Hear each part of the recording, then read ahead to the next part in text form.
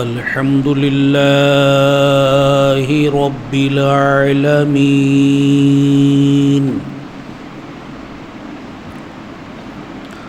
والصلاة والسلام على خاتم النبيين وعلى آله وأصحابه أجمعين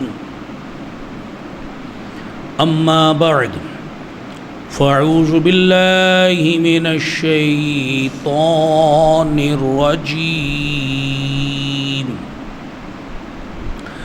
بسم الله الرحمن الرحيم وَلَنَبْلُوَنَّكُمْ بِشَيْءٍ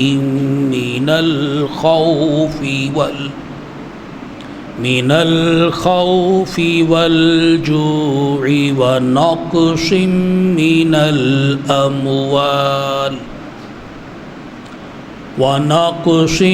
من الأموال والأنفس والثمرات وبشر الصابرين الذين إذا أصابتهم مصيبة قالوا إنا لله وإنا إليه راجعون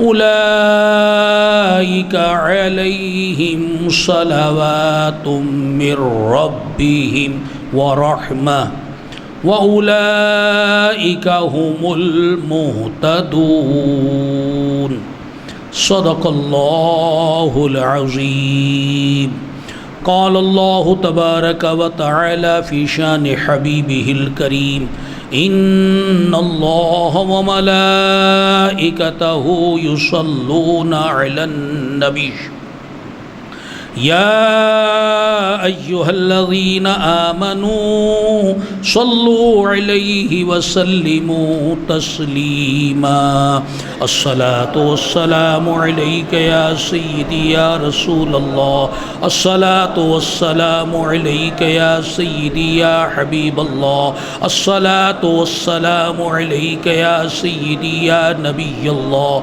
وعلى آلك وأصحابك يا سيدي یا نور اللہ۔ اللہ تبارک و تعالی جل شانہ نے ارشاد فرمایا وَلَنَبْلُوَنَّكُمْ بِشَيْءٍ مِّنَ الْخَوْفِ وَالْجُوعِ وَنَقْصٍ مِّنَ الْأَمْوَالِ وَالْأَنفُسِ وَالثَّمَرَاتِ، اور ضرور ہم تمہیں آزمائیں گے،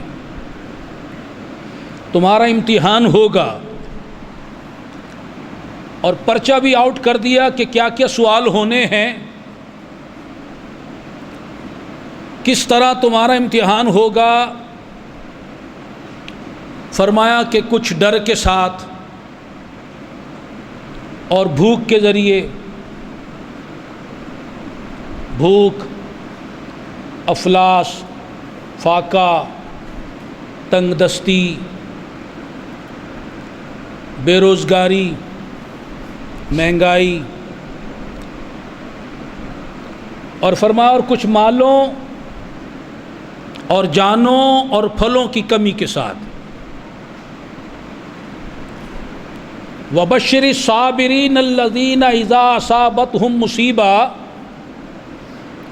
اور خوشخبری سنا ان صبر والوں کو کہ جب ان پر کوئی مصیبت آ پڑے، قالو تو وہ کہیں انا للہ و انا الیہ راجعون، کہ ہم اللہ کے مال ہیں، اللہ ہی کی ملک ہیں، اور ہمیں اسی کی طرف لوٹنا ہے۔ اولئک علیہم صلوات من ربہم ورحمہ وَأُولَئِكَ هُمُ الْمُهْتَدُونَ، اور یہی وہ لوگ ہیں جن پر ان کے رب کی جانب سے درودیں ہیں، اور یہی لوگ راہ پر ہیں، ہدایت پر ہیں۔ تو اب پتہ یہ چلا دنیا میں رہتے ہوئے ہمارا امتحان ہونا ہی ہے، اس امتحان سے راہ فرار نہیں ہے۔ یہ امتحان ہم سب کا ہے، کوئی کسی لحاظ سے، کوئی کسی لحاظ سے، کوئی کسی لحاظ سے امتحان میں مبتلا ہے، اور کوئی طالب علم جتنی چاہے کوشش کرے امتحان سے تو بچ نہیں سکتا۔ اگر وہ اگلے درجے میں جانا چاہتا ہے، اگلی کلاس میں جانا چاہتا ہے، کامیابی کی سند پانا چاہتا ہے، تو امتحان کے مرحلے سے گزرنا ہوگا، ان سوالات کے صحیح صحیح جواب دینے ہوں گے۔ اگر وہ امتحان سے راہ فرار اختیار کرے گا تو وہ کامیابی کی سیڑھی کو کیسے طے کرے گا؟ لہٰذا اس بات کو ہم اپنے ذہنوں میں بٹھا لیں کہ یہ جو مصیبتیں آج ہم پر آئی ہوئی ہیں، یہ دراصل ہمارا امتحان ہو رہا ہے۔ کسی پر مصیبت ہے کہ وہ بے روزگار ہے، کوئی قرض دار ہے، کسی کے گھر میں جھگڑے، جب بھی گھر میں جائے لڑائی جھگڑے، کسی کا شوہر ظالم، کسی کی بیوی ظالم، کسی کی اولاد نافرمان، یہ اسے ٹینشن، کسی کی بچی کی شادی نہیں ہو رہی، یہ پریشانی، کسی کا سیٹ بدتمیز، بد اخلاق، ظالم، کوئی بیجا مقدمہ میں گرفتار ہو کر جیل کی سلاخوں کے پیچھے پڑا ہوا ہے، اور بھی طرح طرح کی آزمائشیں جو آئی ہوئی ہیں۔ گھبرائے نہیں، یہ تو ہمارا امتحان ہو رہا ہے۔ اور اللہ تعالیٰ نے یہ بات ہمیں بار بار سمجھائی، چنانچہ دوسرے مقام پر فرمایا وَلَا نَبْلُوَنَّكُمْ حَتَّى نَعْلَمَ الْمُجَاهِدِينَ مِنْكُمْ وَالصَّابِرِينَ وَنَبْلُوَ أَخْبَارَكُمْ، اور ضرور ہم تمہیں جانچیں گے یہاں تک کہ دیکھ لیں کہ تمہارے جہاد کرنے والے اور صبر کرنے والوں کو اور تمہاری خبریں آزما لیں۔ تو جو مجاہدین ہیں ان کا بھی امتحان ہو رہا ہے، جو صبر کرنے والے ہیں ان کا بھی امتحان ہو رہا ہے، جو تبلیغ کرنے والے ہیں ان کا بھی امتحان ہو رہا ہے۔ کوئی نیکوکار ہو وہ بھی دارالامتحان میں ہے، کوئی گناہ گار ہے وہ بھی دارالامتحان میں ہے۔ اور اگر ہم غور کریں، یہ جو دنیا کی زندگی ہے، یہ جو دنیا ہے دراصل ہمارے لیے امتحان گاہ ہے۔ جب اس بات کو ہم سمجھ جائیں گے کہ امتحان گاہ میں جو آدمی بیٹھا ہوتا ہے اس کو اپنے سوالوں کے جواب کی فکر ہوتی ہے، وہ وہاں بیٹھ کر یہ نہیں دیکھتا کہ اس ایگزامینیشن ہال کے اندر کتنے پھول لگے ہوئے ہیں، کتنے گملے سجے ہوئے ہیں، یہاں رنگ روغن کیسا ہے، دروازے کیسے ہیں، چھت کیسی ہے، پلر کتنے ہیں، فرنیچر کیسا ہے، وہ اس چکر میں نہیں پڑتا۔ اس کے پاس بھی ٹائم لیمیٹڈ ہوتا ہے، اس لیمیٹڈ ٹائم کے اندر اس نے سوالوں کے صحیح صحیح جواب دینے ہوتے ہیں، اور اسے تو پرچے سے سر اٹھانے کی فرصت بھی نہیں ملتی۔ تو ہمارے پاس بھی تو محدود ٹائم ہے، ہماری سانسیں بھی گنی ہوئی ہیں، اور ہمیں بھی پرچے پکڑا دیا گیا ہے، کسی کو بے روزگاری کا، کسی کو قرض داری کا، کسی کو گھریلو ناچاکی کا، کسی کو مصیبت کا، مکان نہیں ہے، بچی کا رشتہ نہیں ہے، سواری نہیں ہے، بیماری لگی ہوئی ہے، ہسپتال میں پڑے ہیں، دوائی پوری نہیں ہو رہی ہے۔ اور بھی طرح طرح کے پرچے ہمارے پاس ہیں، اور اب ہم نے اس پرچے کو دیتے وقت کیا کرنا ہے؟ وَبَشِّرِ الصَّابِرِينَ، صبر کرنا ہے۔ صبر کے ساتھ اگر وقت گزاریں گے تو بشارت ملے گی، اور اگر غفلت کریں گے، صبر کرنے کی بجائے گلے شکوے کریں گے، یا پرچے کوئی بھول جائیں گے، پرچہ ہے کیا، امتحان گاہ کوئی بھول جائیں گے، تو پھر ہمارے لیے محرومیاں ہیں۔ اب اللہ تعالی سورہ عنکبوت میں ارشاد فرماتا ہے احسب الناس ان یترکوا ان یقولوا آمنا وہم لا یفتنون۔ یہ اللہ ہم سے فرما رہا ہے، کیا فرما رہا ہے؟ کیا لوگ اس گھمنڈ میں ہیں، انہیں یہ غرور چڑھا ہوا ہے کہ اتنی بات پر چھوڑ دیے جائیں گے کہ وہ کہیں ہم ایمان لائیں اور ان کی آزمائش نہیں ہوگی؟ بس یہ کہنے لا الہ الا اللہ محمد رسول اللہ، دنیا جنت بن گئی، ہر مصیبت دور ہو گئی، پریشانی دور ہو گئی۔ فرمایا صرف یہ کہہ دینے سے نجات نہیں ہوگی دنیا میں، دنیا میں یہ کہنے والوں کو ہم آزمائیں گے کہ ان کا ایمان کتنا سچا ہے، وہ ہماری توحید پر، ہمارے محبوب کی رسالت پر، ہماری محبت پر، ہمارے نبی کی محبت پر کتنے قائم ہیں۔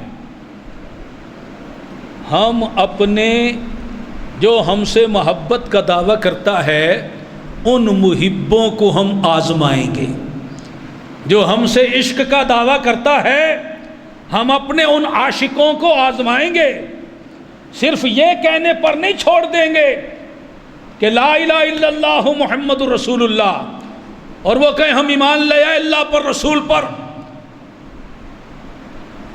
اس بات پر تو آخرت میں نجات ہوگی، لیکن دنیا میں ہم آزمائیں گے۔ اور پھر اللہ تعالیٰ نے ہمیں ایک بات پر مطلع فرمایا، وہ کیا ہے؟ سورہ شورى میں ارشاد فرمایا وَمَا أَصَابَكُم مِّن مُّصِيبَةٍ فَبِمَا كَسَبَتْ أَيْدِيكُمْ وَيَعْفُو عَن كَثِيرٍ۔ اور تمہیں جو مصیبت پہنچی، کوئی بھی مصیبت،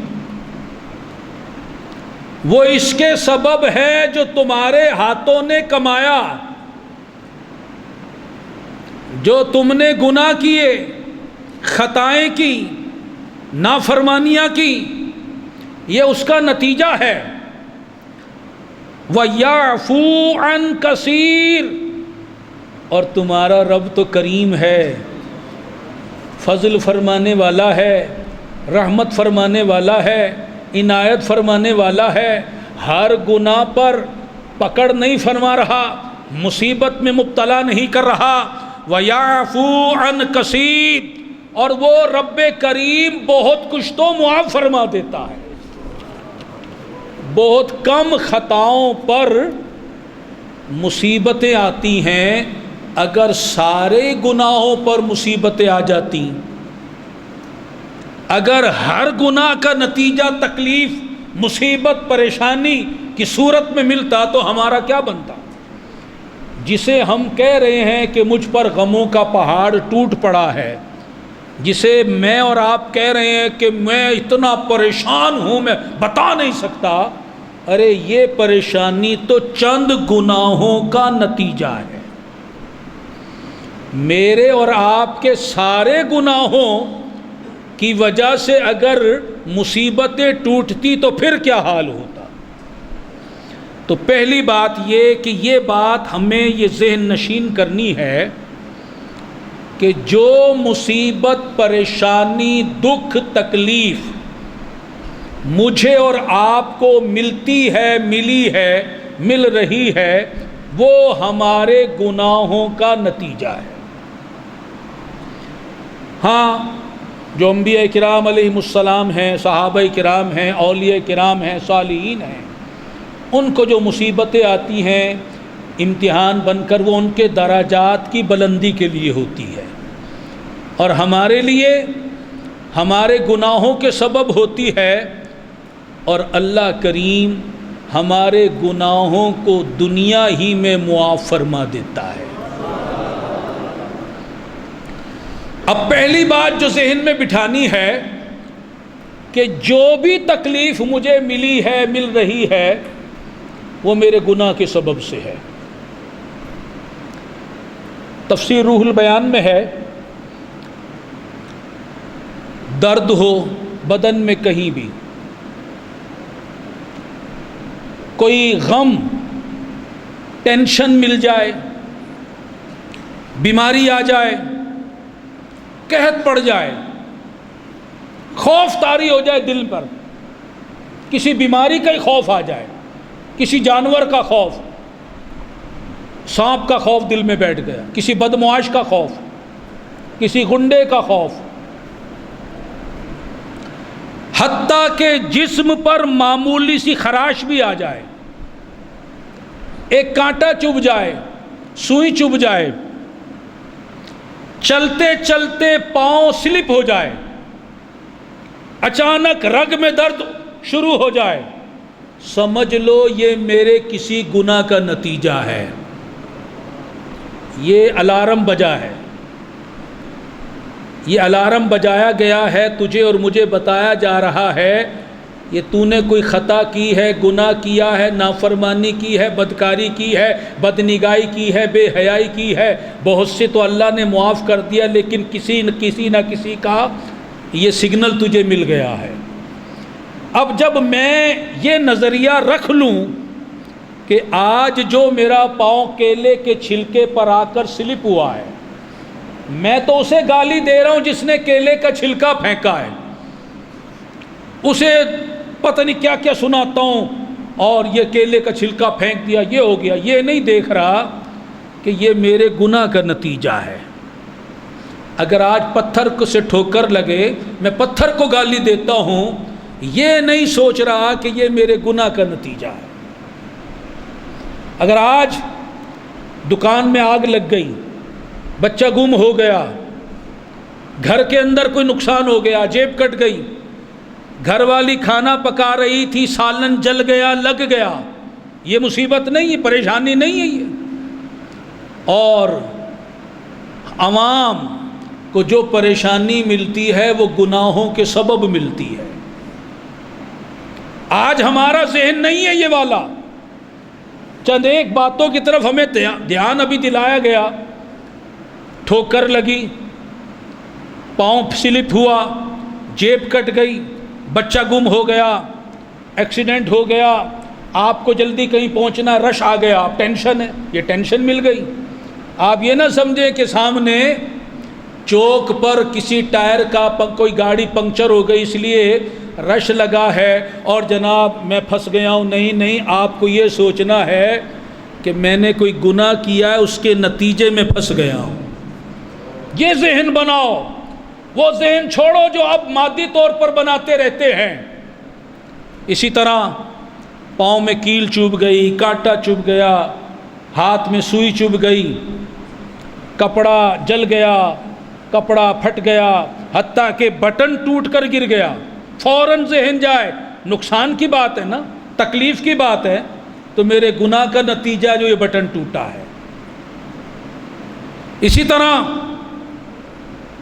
راستہ کہیں گئے، بھول گئے، راستہ بھول گئے، بچہ گم ہو گیا، کہیں جا رہے تھے، موٹر سائیکل کا ٹائر پنکچر ہو گیا، اس کیل کو نہ کوسو جو ٹائر میں لگی ہے، قرآن کو یاد کرو، یہ تیرے اور میرے گناہ کا نتیجہ ہے جو ٹائر پنکچر ہوا ہے۔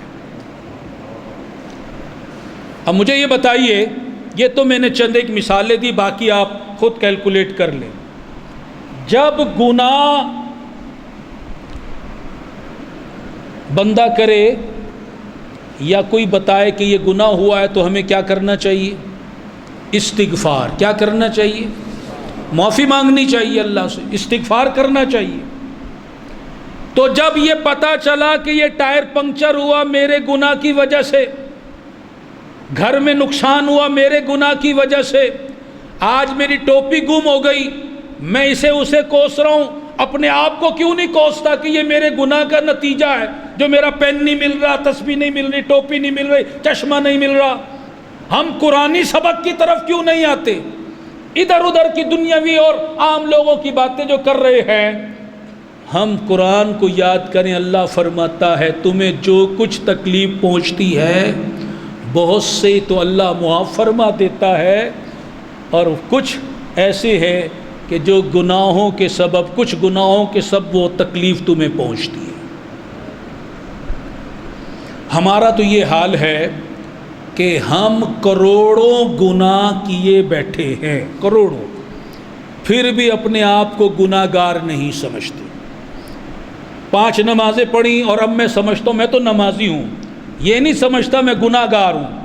نمازی لوگ کہتے ہیں میں نمازی ہوں، حاجی کہتا میں حاجی ہوں، ذکر کرنے والا میں ذاکر ہوں، تہجد گزار کہتا میں تو شب بیدار ہوں. اسی زوم میں پھنسے ہوئے ہیں. جب تکلیف آتی ہے تو نماز یاد آتی ہے، گناہ یاد نہیں آتا. وہ تہجد یاد آتی ہے، اپنے گناہ جو کروڑوں کیے بیٹھے ہیں ان میں سے کوئی یاد نہیں آتا. تو آج ہمیں یہ پہلا سبق مل گیا کہ جب ہمیں کوئی چھوٹی بڑی تکلیف پہنچے فوراً ہمیں اس طرف ذہن لے کر جانا ہے کہ یہ میرے کسی نہ کسی گناہ کا نتیجہ ہے. اور جب یہ پتہ چل گیا تو اب کسی اور کو نہیں کوسنا، بلکہ ہم نے کیا کرنا ہے؟ استغفار. ٹھوکر لگی استغفر اللہ، اللہ کو یاد کرو، معافی مانگ. بچہ گم ہو گیا، کپڑا جل گیا، دکان میں نقصان ہو گیا، نوکری سے نکال دیا گیا، قرضوں کا بوجھ چڑھ گیا، قرض دار دروازہ پیٹ رہا ہے، پریشانی ہو رہی ہے، گلی میں بدنامی ہو رہی ہے، بچہ نافرمانی میں مبتلا ہے، بیٹی کا رشتہ نہیں ہو رہا ہے، ٹینشن لگی ہوئی ہے. ان سب مصائب کے وقت ہم نے کسی اور کو نہیں کوسنا بلکہ استغفار کر کے اللہ سے معافی مانگنی ہے. اس بات کو دل میں بٹھانا ہے یہ میرے گناہوں کا نتیجہ ہے. اب دیکھیے بزرگان دین رحمہم اللہ تعالی کی سوچ. حضرت عطا سلمی رضی اللہ تعالی عنہ جب ان کے شہر میں آندھی چلتی، گرد آلود تیز ہوائیں اور بجلیاں چمکتی، بادل گرجتے، تیز بارشیں ہوتی، تو آپ کیا فرماتے؟ آپ فرماتے یہ سب کچھ عطا کے گناہوں کی وجہ سے ہو رہا ہے. یہ جو آندھی آئی ہے، لوگوں کی چیزیں اڑ گئیں، لوگوں کے گھروں میں دھول مٹی پہنچ گئی، یہ بادل کے گرجنے سے لوگوں کے دل پر دھاک اور خوف طاری ہوا، یہ جو بارش تیز برسی، لوگوں کے اوپر اچانک مصیبت آئی، یہ عطا تیرے گناہوں کی وجہ سے شہر میں یہ آفت اور مصیبت آئی ہے.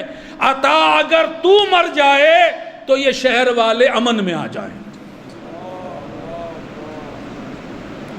دوسروں پر مصیبت آ رہی ہے، کہہ رہے ہیں یہ میرے گناہ کی وجہ سے ہے، اور ہم پر مصیبت جو اپنے اوپر آئے ہم اپنے گناہ بھی قرار نہیں دیتے. وہ دوسروں کی مصیبتوں کو اپنا گناہ کا نتیجہ قرار دے رہے ہیں. اور آج جو ہم پر مصیبت آئے، ہم کبھی پڑوسیوں کے خلاف بات کر جاتے ہیں، کبھی محلے والوں کے خلاف، کبھی رشتہ داروں کے خلاف، کبھی دوستوں کے خلاف، کبھی گھر والوں کے خلاف. یہ ذہن کیوں نہیں بن رہا جو قرآن کہہ رہا ہے کہ یہ تیرے اور میرے گناہوں کا نتیجہ ہے؟ تو آج سے ہمیں عملی طور پر یہ بات نافذ کرنی اپنے زندگی میں کہ جب بھی کوئی چھوٹی موٹی مصیبت پہنچے فوراً ذہن میں یہ بات آ جائے میں جو اس مصیبت میں گرفتار ہوں، اس تکلیف میں مبتلا ہوں، اس پریشانی میں مبتلا ہوں، مجھے جو یہ نقصان پہنچا ہے، مجھے یہ تکلیف پہنچی ہے، مجھ پر یہ جو مصیبت آئی ہے، یہ میرے کسی گناہ کا نتیجہ ہے۔ تو فوراً آدمی استغفار کی طرف رجوع کرے۔ مثنوی شریف میں مولانا روم رحمۃ اللہ علیہ فرماتے ہیں ہر چے بر تو آیت از ظلمات غم آز بے باقی و گستاخیست ہم، جو کچھ تجھ پر غم کے اندھیرے آتے ہیں یہ تیری اپنی بے باکی اور گستاخی کا نتیجہ ہے، کہ جو تو شریعت کے قانون توڑتا ہے، جو سنت رسول کے خلاف زندگی گزارتا ہے، تیرا ہر کام انگریزی فیشن کے مطابق، یہود و نصارہ کے مطابق، سارا دن تیرے گھر میں فلمیں چلیں، ڈرامے چلیں، گانے چلیں، تیری دکان پر ڈرامے فلمیں چلیں، تیری زبان جھوٹ بولتے نہ تھکے، گالیاں دیتے نہ تھکے، بدتمیزیاں، بد اخلاقیاں سب تیرے اندر ہوں، اور جب تجھ پر مصیبت آئے تو یہ سمجھے کہ اس کی وجہ سے آئی، اس کی وجہ سے آئی، تو اپنی طرف غور ہی نہیں کرتا کہ تیرے سر پر گناہوں کا اتنا بڑا پہاڑ رکھا ہوا ہے، تیرے گناہوں کا نتیجہ ہے جو یہ مصیبت تجھ پر اور مجھ پر آئی ہے۔ اب حدیث پاک سنیے، حدیث پاک میں ارشاد فرمایا تقدیر کو صرف دعا ہی ٹالتی ہے اور عمر کو نیکی ہی بڑھاتی ہے، اور کبھی انسان گناہ کی شامت سے رزق سے محروم ہو جاتا ہے۔ آج جو روزی میں تنگی ہے، بے روزگاری ہے، جو مہنگائی کا پہاڑ ٹوٹا ہوا ہے، جو گھر کے اندر پریشانی ہے رزق کی، اس کی وجہ حدیث پاک میں کیا بیان کی کہ یہ گناہ کی نحوست ہے۔ اب گھر والے نماز نہ پڑھیں اور تم کہو کہ ملک میں مہنگائی ہو گئی ہے، اس وجہ سے تنگی آ گئی ہے، جناب آج ملک کے اندر یہ کام ہو گیا، اس وجہ سے یہ چیز مجھے نہیں مل رہی۔ کبھی یہ دیکھا ہے، غور کیا ہے کہ میرے گھر والوں کے اعمال کیسے ہیں، میرے اپنے اعمال کیسے ہیں؟ حضرت ضحاک رضی اللہ تعالی عنہ ارشاد فرماتے ہیں اگر ایک انسان قرآن مجید بھولتا ہے، اس کی کوئی سورت کوئی آیت بھولتا ہے، تو یہ جان لے یہ بھی کسی نہ کسی گناہ کا سبب اور گناہ کا نتیجہ ہے۔ حافظہ کمزور کس کا نہیں ہے؟ آج جو حافظے کمزور ہیں، قرآن یاد نہیں، یاد تھا بھول گئے، آج آپ کہتے ہیں میرا بچہ سبق یاد نہیں کرتا، آپ اسے بادام کھلا رہے ہیں تو استغفار بھی پڑھوائیں، خود بھی پڑھیں، محض دماغ کی کمزوری کو اپنے ذہن میں نہ بٹھائیں کہ جسمانی طور پر بچے کا دماغ کمزور ہے، میرا جسمانی طور پر دماغ کمزور ہے تو اس لیے میں بادام کھا کے اپنا ذہن مضبوط کر لوں۔ بادام کھاؤ مگر استغفار کو مت بھولو، یہ بات ذہن نشین رکھو، اگر آج میرا حافظہ کمزور ہے اس کی ایک وجہ میرے گناہ ہیں، میرے گناہ ہیں۔ آج جو ہم گناہ کو بھولے بیٹھے ہیں، اگر ہم اس سبق کو یاد کر لیں تو قدم قدم پر ہمیں ہمارے گناہ یاد آنا شروع ہو جائیں گے۔ تو محترم بھائی اور بزرگوں، جب تکلیف پہنچے تو ہم نے استغفار کرنا ہے۔ کیا کرنا ہے؟ اور اس میں تھکنا نہیں ہے۔ شیطان کیا کرے گا؟ استغفار ایک دفعہ کہہ لیا استغفر اللہ، اور وہ بھی زبان سے کہا، دل نے ساتھ نہیں دیا، یا 2-4 بار کہہ لیا، آپ یہ سمجھے کہ اللہ راضی ہو گیا، گناہ بخشا گیا۔ میرے نبی فرماتے ہیں میں سید المعصومین روزانہ 100 مرتبہ رب کے حضور استغفار کرتا ہوں، جن کی کوئی خطا نہیں، کوئی گناہ نہیں، بلکہ جس جگہ تصور گناہ نہیں، وہ 100 مرتبہ استغفار کریں، اور ہم سراپا خطا کار 2 دفعہ کا استغفر اللہ استغفر اللہ، لو جی وہ مصیبت دور ہو جانی چاہیے، اب لو جی میں نے استغفار کر لیا۔ اللہ اکبر۔ اللہ کے حضور ہم سیٹ نہیں ہیں، ہم بندے ہیں، یہاں جھکنا پڑتا ہے۔ ساری عمر بھی استغفار کریں، وہ مالک ہے، چاہے قبول کرے نہ کرے۔ میرا کام ہے استغفار کرنا، معافی مانگنا، عرض کرنا، درخواست کرنا۔ شیطان آئے گا، تو نے ایک تسبیح پڑھ لی کافی ہے، وہ یہ کافی پلائے گا۔ یہ کافی نہیں پینی، ایک تسبیح کافی نہیں ہے۔ میرے گناہ تو اتنے ہیں، اگر میں ساری زندگی استغفار پڑھتے پڑھتے گزاروں، اتنا روؤں کہ آنسو ختم ہو جائیں، تب بھی میرے گناہ اتنے بڑے ہیں کہ معافی نہیں مل سکتی۔ ہاں وہ فضل فرما دے، کرم فرما دے، رحمت فرما دے تو بیڑا پار ہو جائے۔ اس کی رحمت کو پانے کے لیے استغفار کی کثرت کرنی ہے، استغفار کی۔ اور جب استغفار کرنا، دھیان ادھر لے کر جانا ہے جس سے معافی مانگ رہے ہیں۔ یہ نہیں دیکھنا یہ پتھر بیچ میں آ گیا، یہ نہیں دیکھنا چھلکا آ گیا، اب چھلکے سے دھیان ہٹاؤ، پتھر سے دھیان ہٹاؤ، اب آگ لگ کے نقصان جو ہو گیا دھیان ہٹاؤ، اب جو تکلیف آ گئی اس سے دھیان ہٹاؤ۔ اب جس نے تلافی کرنی ہے، مصیبت کو دور کرنا ہے، اب اس کی طرف توجہ دھیان لو، اس سے معافی مانگو، اس کی بارگاہ میں استغفار کرو، اب وہاں دھیان اور توجہ کرو۔ مگر ہوتا کیا ہے، لوگ استغفار تو نہیں کرتے، خودکشی کر لیتے ہیں۔ جو خودکشی کرتے کیوں؟ ٹینشن، مصیبت آ گئی، تکلیف آ گئی، مرضی کے مطابق کام نہیں ہوا۔ کئی بچے ابھی امتحان اناؤنس ہوا، پرچے میں فیل ہو گئے، امتحان میں خودکشی کر لی۔ استغفار نہیں کیا کہ تو جو فیل ہوا ہے، ہو سکتا ہے تو کسی غیر لڑکی کے عشق میں مبتلا ہو، تو غیر لڑکے کے عشق میں مبتلا ہو، اور اس گناہ کے خمیازے میں تجھے فیل کا نتیجہ بھگتنا پڑ رہا ہو، ادھر تیرا دھیان نہیں ہے۔ تو جو روزانہ پابندی سے ڈرامہ دیکھتا ہے، تو ایک نماز نہیں پڑھتا، یہ اس کا نتیجہ ہو، ادھر دھیان نہیں جا رہا۔ اپنی محنت پہ اطرار ہے، میں نے اتنی محنت کی، میں نے اتنا کام کیا، میں راتوں کو جاگ کے پڑھتا رہا، میں فیل ہو گیا، میں خودکشی کر بیٹھا۔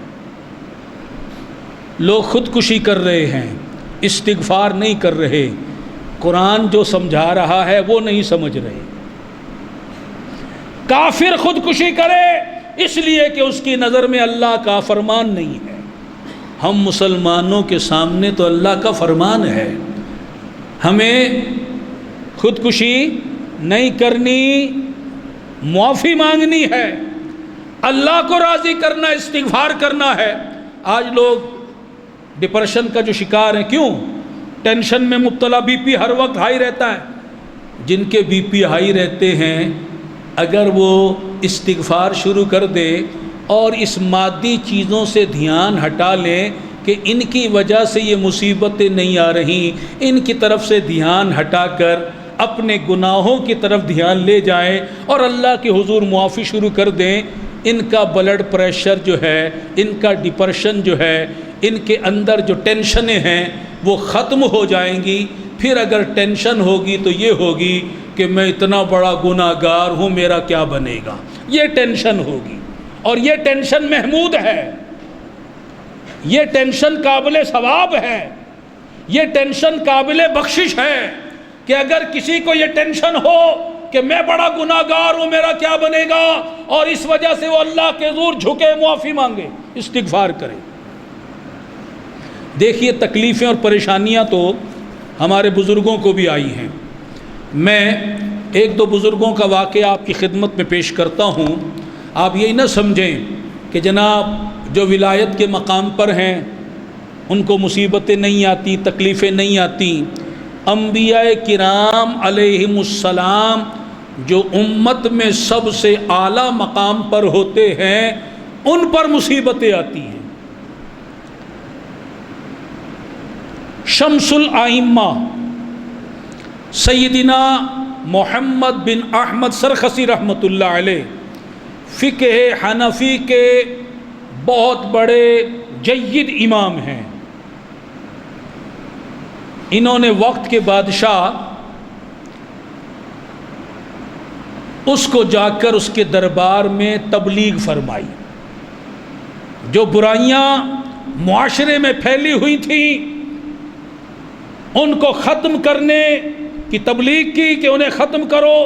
جو اس کے اندر ظلم کی عادتیں اور برائیاں پائی جاتی کہ اس کی اصلاح کرنے کی تبلیغ کی. وہ مغرور بادشاہ تھا، اصلاح کرنے کی بجائے غصے میں آ گیا.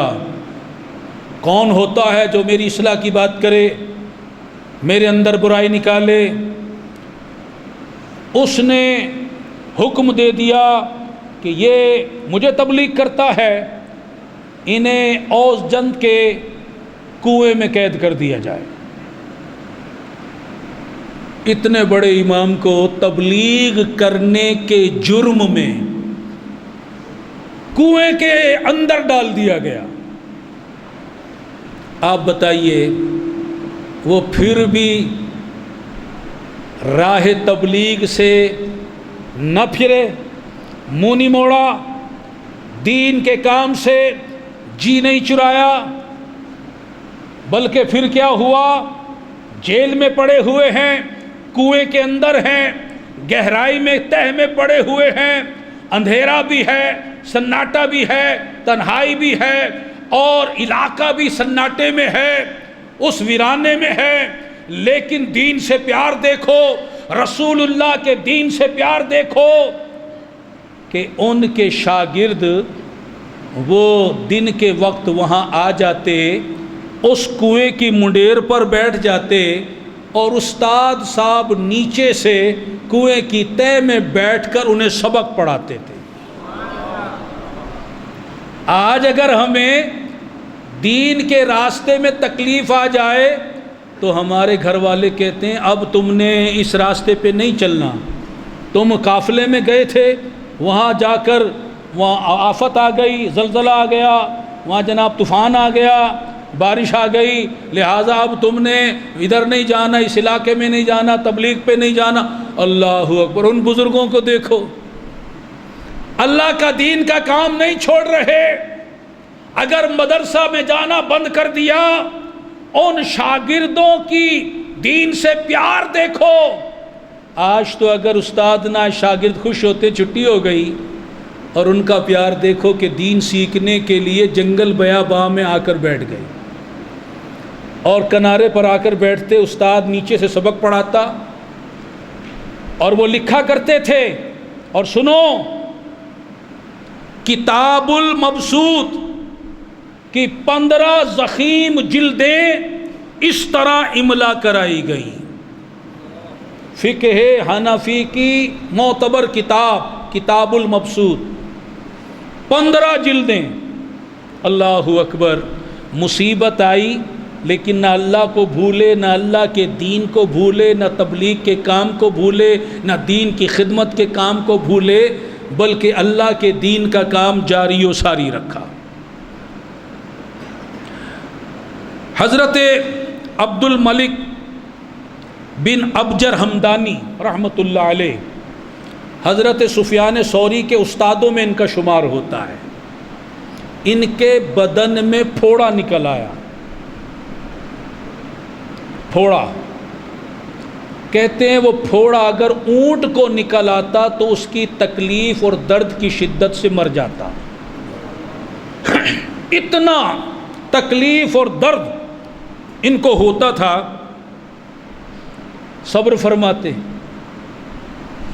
اور اپنے آپ کو پرسکون رکھتے. گلا شکوہ کوئی نہ کرتے. جب کوئی پوچھتا حضرت کیا حال ہے، کہتے الحمدللہ علی کل حال. اللہ کی تعریف بیان کر رہے ہیں، گلے شکوے کر رہے ہیں. گلے شکوے نہیں کر رہے بلکہ اللہ کی حمد بیان کر رہے ہیں. حضرت امام ابن سیرین رحمۃ اللہ علیہ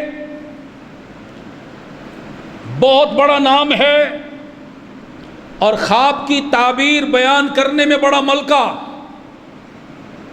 معبرین کے امام. ایک مرتبہ مقروض ہو گئے، قرض چڑھ گیا. قرض خواہ نے مقدمہ کیا، جیل میں ڈال دیے گئے. جو جیلر تھا وہ آپ کو جانتا تھا، تو یہ تو بہت بڑے امام ہیں، ولی اللہ ہیں. کہنے لگا حضور میں آپ سے یہ تعاون کر سکتا ہوں کہ رات کے وقت آپ کا جیل کھول دوں، آپ گھر جا کر آرام کر لیا کریں، صبح کے وقت آ جایا کریں. آپ نے فرمایا میں دوسروں کو خیانت کرنے سے روکتا ہوں، میں خود خیانت کا مرتکب کیوں بنوں اور تجھے خیانت میں مبتلا کیوں کروں.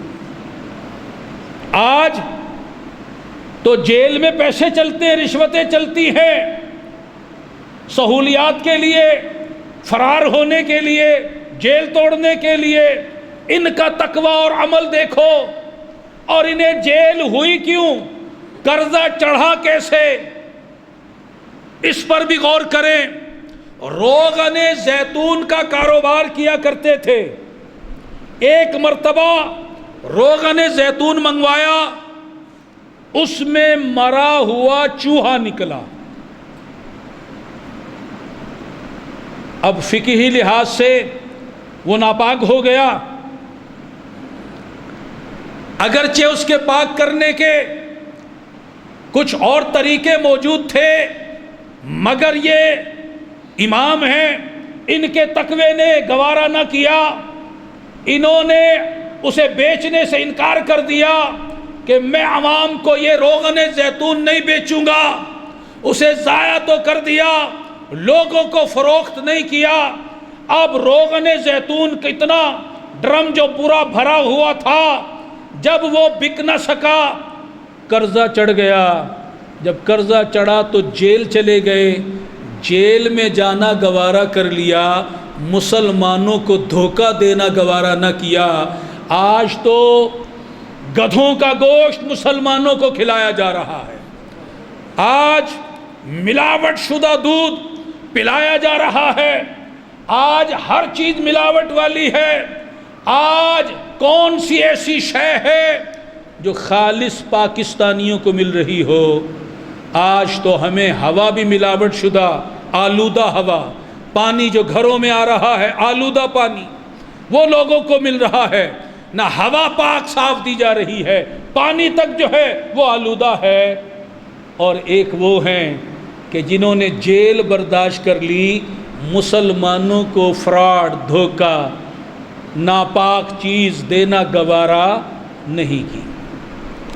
تو میرے محترم بھائیوں اور بزرگوں، آپ نے غور فرمایا. اب اہل اللہ جو ہیں، مصیبتیں تو ان پر بھی آتی رہی ہیں. اب میں آخر میں یہ عرض کرتا ہوں کہ ہم نے رب کی جناب میں جب بھی کوئی مصیبت پہنچے استغفار کرنا ہے. کیا کرنا ہے؟ کیا کرنا ہے؟ اب ہم نے اللہ سے معافی مانگنی ہے، اور اس مصیبت کا جو امتحان ہم پر آیا ہے اس میں سرخروئی اور کامیابی کی درخواست کرنی ہے. اب گزارش یہ ہے کہ میں استغفار کر رہا ہوں مگر مصیبت ٹل نہیں رہی. وہ بے روزگاری ختم نہیں ہو رہی، وہ قرضہ نہیں اتر رہا، وہ بیٹی کے ہاتھ پیلے نہیں ہو رہے، وہ بچے کی نافرمانی ختم نہیں ہو رہی، وہ کسی سے جو دشمنی چل رہی ہے صلح میں تبدیل نہیں ہو رہی. اب یہاں سوچو، غور کرو کہ ہم اللہ سے ایک چیز طلب کر رہے ہیں اور وہ عطا نہیں فرما رہا۔ کیا ہمارا اللہ بخیل ہے؟ ہرگز نہیں، وہ تو جواد ہے، سب سے بڑا جواد ہے، اس کے خزانوں میں تو کوئی کمی نہیں ہے، اس کی کوئی انتہا نہیں ہے، کوئی اس وجہ سے نہیں دیتا کہ بخیل ہو۔ اگر اللہ ہماری ڈیمانڈ پوری نہیں کر رہا تو یہ وجہ نہیں کہ وہ بخیل ہے، ہرگز نہیں۔ تو کیا وہ ظالم ہے؟ ہرگز نہیں۔ کوئی اس وجہ سے کسی کی ڈیمانڈ نہیں پوری کرتا کہ ظالم ہو، ہمارا اللہ ظالم ہرگز نہیں۔ کیا وہ ہم سے غافل ہے؟ بھئی کوئی کسی کی حاجت اس لیے پوری نہیں کر رہا، اسے پتہ ہی نہیں ہے کس درجے کا پریشان ہے، اس کے دماغ میں کتنی پریشانی، دل کتنا غمگین ہے، اس کے گھر کے حالات کیا ہیں، اسے پتہ نہیں، غافل ہے، اس لیے وہ توجہ نہیں کر رہا۔ تو ہمارا اللہ کیا ہم سے غافل ہے؟ ہرگز نہیں۔ کیا ہم سے ناواقف ہے؟ ہماری ضرورت سے، ہماری پریشانی سے، ہماری قلبی حالت سے، ہمارے گھریلو معاملات سے؟ ہرگز نہیں۔ تو جب وہ بخیل بھی نہیں، ظالم بھی نہیں، غافل بھی نہیں، ناواقف بھی نہیں، تو پھر مان کیوں نہیں لیتا کہ وہ حکیم ہے؟ کوئی نہ کوئی حکمت ہے کہ وہ میری ضرورت کو اس وقت پوری نہیں فرما رہا۔ جب وہ رحیم بھی ہے، کریم بھی ہے، جواد بھی ہے، عادل بھی ہے، فضل بھی کرنے والا ہے، کرم فرمانے والا ہے، اگر اتنا استغفار کیا، اتنی معافی مانگی، آنسو بہائے، سجدے میں گر گیا، پھر بھی اگر ڈیمانڈ پوری نہیں ہو رہی تو سمجھ لو اب بھی مہربانی ہو رہی ہے، ظلم نہیں ہو رہا، اب بھی جواد دریائے جود و کرم جاری ہے، بخل نہیں ہو رہا، اب بھی مہربانی کی نظر ہم پر ہے، غفلت نہیں ہے، بس حکمت کا معاملہ ہے، وہ حکیم جو ٹھہرا۔ ابھی حکمت کا تقاضا یہ ہے کہ ابھی اس بندے کو تھوڑا مزید ڈیلے کیا جائے، اور وہ کیا کیا اس کی حکمتیں ہیں میں کیا جانوں، آپ کیا جانیں، ہم اللہ کے کام جان سکتے ہیں کہ کس وجہ سے یہ کام ڈیلے ہو رہا ہے۔ ایک حدیث پاک سناتا ہوں، اللہ کی جناب میں ایک شخص جو ہے وہ دعا کرتا ہے، رو رہا ہے، گڑ گڑا رہا ہے، روتا ہوا منہ بنا رہا ہے، آنسو بہا رہا ہے، اللہ کی جناب میں جبریل عرض کرتے ہیں مولا تیرا بندہ تجھ سے مانگ رہا ہے، رو رہا ہے، بڑا غمگین ہے، پریشان حال ہے، تکلیف میں مبتلا ہے، بڑے غم کے ساتھ تجھے پکار رہا ہے، آنسو بھی بہا رہا ہے، منہ بھی بنا رہا ہے، سجدے میں پڑا ہوا ہے، اے اللہ تجھے پکار رہا ہے، اگر اجازت ہو تو اس کی ڈیمانڈ پوری کر دوں؟ اللہ فرماتا نہیں نہیں نہیں، اسے مانگنے دو، مجھے اس کا مانگنا اچھا لگ رہا ہے۔ اگر ڈیمانڈ پوری کر دی، یہ رونا بند کر دے گا، یہ آنسو بہانا بند کر دے گا، یہ استغفار بند کر دے گا، یہ سجدے میں گرنا بند کر دے گا۔ میں چاہتا ہوں کہ یہ مانگتا رہے اور میں سنتا رہوں، یہ روتا رہے میں دیکھتا رہوں، یہ گڑ گڑاتا رہے میں دیکھتا رہوں۔ میری خوشی اس کے گڑ گڑانے میں ہے، ہماری ہزار خواہشیں پوری نہ ہوں یہ اچھا ہے، یہ اللہ کی خوشی اچھی ہے؟ ہماری ہزار خواہشیں پوری ہو جائیں یہ ہمیں عزیز ہے، یا یہ عزیز ہے کہ اللہ کی خوشی پوری ہو؟ اب بتاؤ، ہم رو رہے ہیں، ہماری ڈیمانڈ پوری نہیں ہو رہی، ہمیں پتہ ہی نہیں کہ تیرا رونا وہاں قبول ہو گیا ہے، تو رونا کیوں بند کر رہا ہے؟ تو کیوں تھک گیا استغفار کرنے سے؟ تو کیوں سجدے میں گرنے سے تھک گیا ہے؟ تو کیوں آنسو پہنچ رہا ہے؟ اسے بہنے دے، جس کے لیے بہا رہا ہے وہ دیکھ رہا ہے، جس کے لیے رو رہا ہے وہ سن رہا ہے، اسے عزیز ہے۔ اور یاد رکھو حدیث پاک میں فرمایا، بندہ اللہ سے مانگتا ہے، اللہ تبارک و تعالی اس کی ڈیمانڈ پوری نہیں کرتا۔ کس لیے پوری نہیں کرتا؟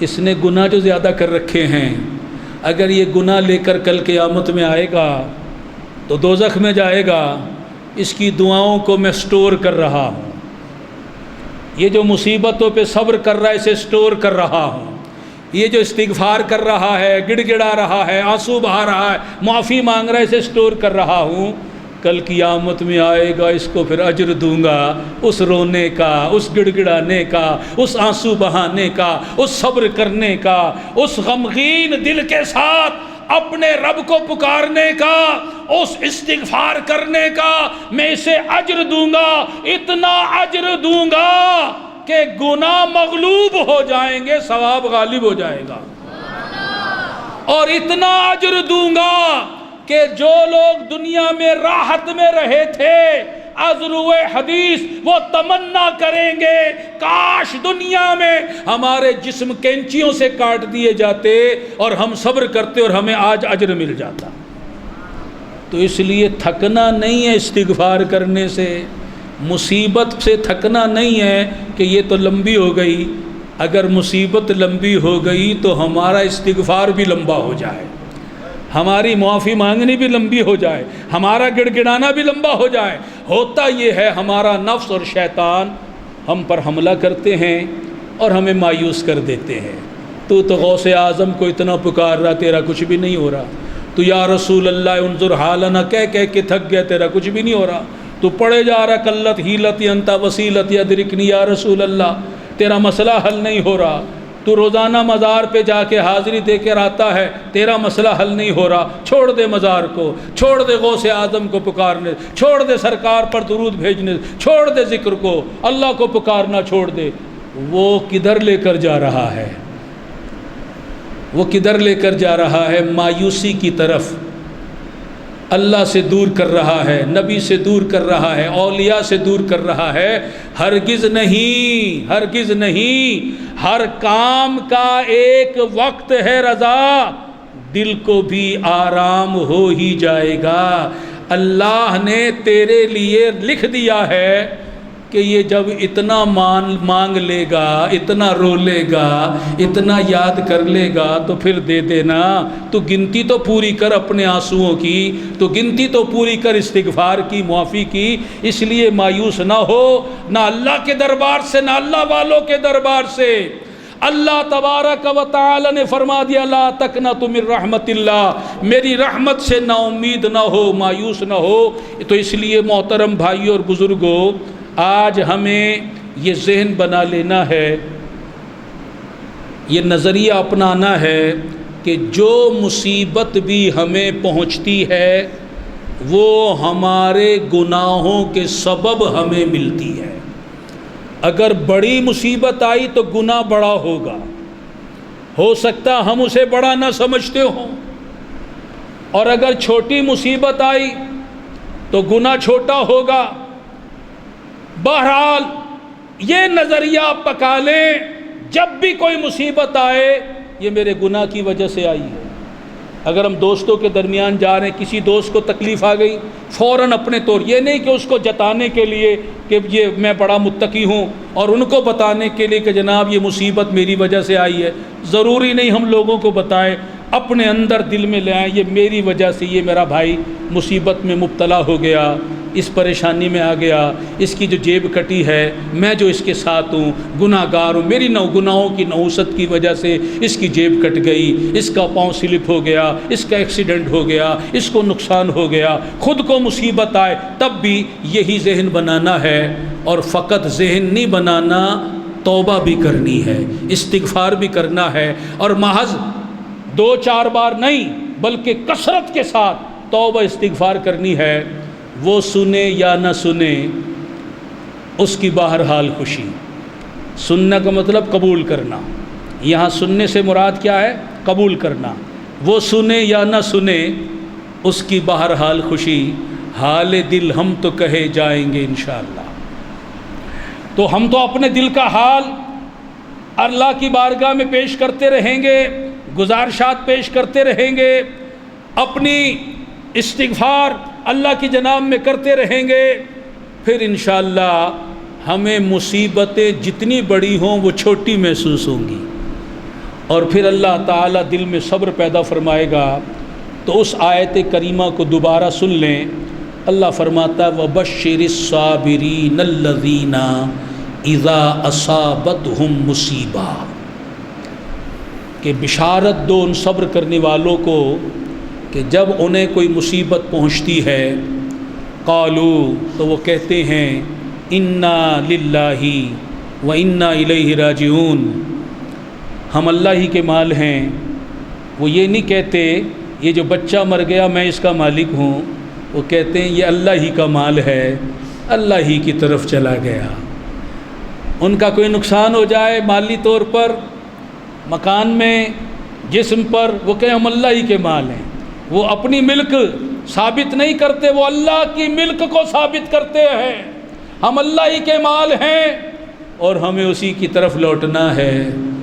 اولئک علیہم صلوات من ربہم ورحمہ واولئک ھم المہتدون، یہی وہ لوگ ہیں جن پر اللہ کی جانب سے درود نازل ہوتا ہے اور یہی لوگ ہدایت پانے والے ہیں. اللہ تعالی ہم سب کو آج کے اس درس کو سمجھنے، اس کے مطابق عمل کرنے کی توفیق عطا فرمائے. آمین بجاہ خاتم النبیین صلی اللہ علیہ وسلم. وما علینا الا البلاغ.